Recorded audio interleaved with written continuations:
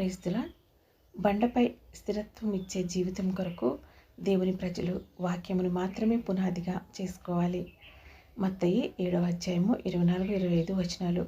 కాబట్టి ఈ నా మాటలు విని వాటి చొప్పున చేయి ప్రతివాడును బండ మీద తన ఇల్లు కట్టుకున్న బుద్ధిమంతుని పోలియుండును.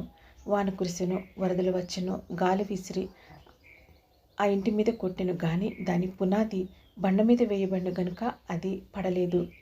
మత్తయి 7వ అధ్యాయము 24-25 వచనాల ప్రకారము దేవుని వాక్యం అనే బండపై మన జీవితాన్ని నిర్మించాలి. ఎందుకంటే జీవితంలో తుఫాన్లు, కష్టాలు, ఒడిదుడుకులు మాత్రమే కాదు, సంపద, సౌఖ్యాలు, విజయం, అధికారం అన్నది వచ్చినప్పుడు కూడా చాలామంది దేవుని వదిలిపెడతారు. ఎందుకంటే వాళ్ళ పునాది దేవుని వాక్యం కాదు, కేవలం శరీర సంబంధమైన ఆశీర్వాదాలు మాత్రమే. వాటి ద్వారానే వారు దేవుని దగ్గరికి వచ్చారు.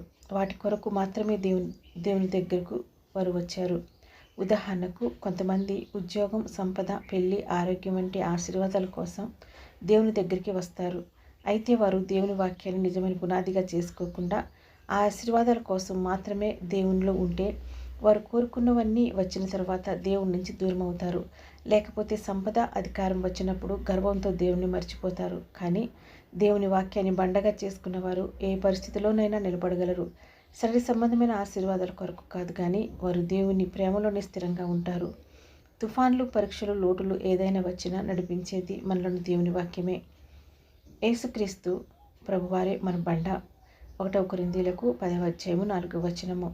అందరూ ఆత్మ సంబంధమైన ఒకే పానీయమును పానం చేసిరి, ఏలయనగా తమను వెంబడించిన ఆత్మ సంబంధమైన బండలోనిది త్రాగిరి. ఆ బండ క్రీస్తే. ఆ బండ క్రీస్తే అనే దేవుని వాక్యం కేవలం ఒక బలమైన మాట కాదు, అది మనకు బండవలే నిలిచే యేసుక్రీస్తు ప్రభువారు అనే రక్షకుడు. వాక్యమై ఉన్న దేవునిపై ఆధారపడిన వారు మాత్రమే ఇటువంటి తుఫాను లాంటి సంఘటనల ప్రభావానికి గురికారు. ఎందుకంటే వారి పునాది మార్పు చెందనిది.